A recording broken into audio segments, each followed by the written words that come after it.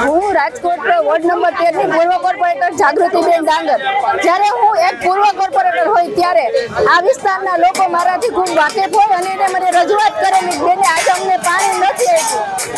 તો આ લોકોની જે એક ખોટી માનસિકતા છે શાસકોની કે ભર ઉનાળે પાણી કાપ મૂકે છે ત્યારે ખૂબ દુઃખની વાત છે કે આ લોકો સ્લમ વિસ્તાર છે. આ લોકોને કોઈને પાણી 100 રૂપિયાની ટાંકી નાખવી પરવડે એવું નથી. ત્યારે મુખ્યમંત્રી 2 દિવસ પહેલા આવે છે, પાણી પુરવઠા મંત્રી 2 દિવસ પહેલા આવે છે અને જાહેરાત કરે છે કે રાજકોટ પાણીથી તરસ્યું ક્યારેય નહીં રહે. એના 2 દિવસ પછી કાપ મૂકે છે. તો હું આ શાસકોને અને સરકારને પણ કહું છું કે જો તમે પાણી પણ પૂરું ન પાડી શકતા હોય રાજકોટને, તો તમને સત્તા ઉપર રહેવાનો અધિકાર જ નથી. તમે રાજીનામું આપી દો અથવા તો લોકોને પૂરી સુવિધા. આજે મારા વોર્ડ નંબર 13 ની અંદર પાણી કાપ આપવામાં આવ્યો છે. રાજકોટ મહાનગરપાલિકા પ્રી મોન્સૂન કામગીરીની જ્યારે જરૂર હોય ત્યારે વેસ્ટ ઝોન વિસ્તારની અંદર વોર્ડ નંબર 8, 10, 11 અને 12, 13 આના અમુક પાર્ટમાં પાણી કાપની અગાઉથી આપણે છાપામાં જાહેરાત આપેલી હતી.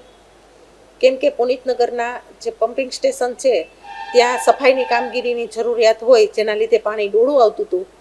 અગાઉથી આટલા પાર્ટની અંદર પાણી કાપ મંગળવારનો રહેશે એવી અગાઉથી છાપામાં જાહેરાત કરેલી હતી.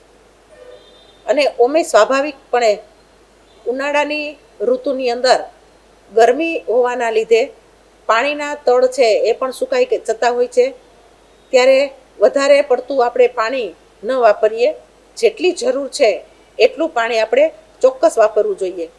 તેમજ પાણીનો કાપ મંગળવારે વોર્ડ નંબર 8, 10, 11, 12 અને 13 ની અંદર પાણી કાપ છે એની જાહેરાત અગાઉથી કરેલી હતી કે જેથી કરીને એ વિસ્તારના પબ્લિકને પાણી સંગ્રહ થોડો કરવો હોય તો તે કરી શકે.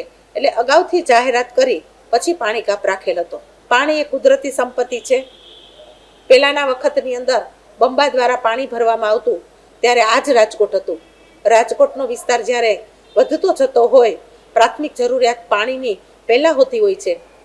આપણે અત્યારે જે પાણી વાપરીએ છીએ તે નર્મદાનું પાણી આપણને સરકાર પૂરું પાડે છે.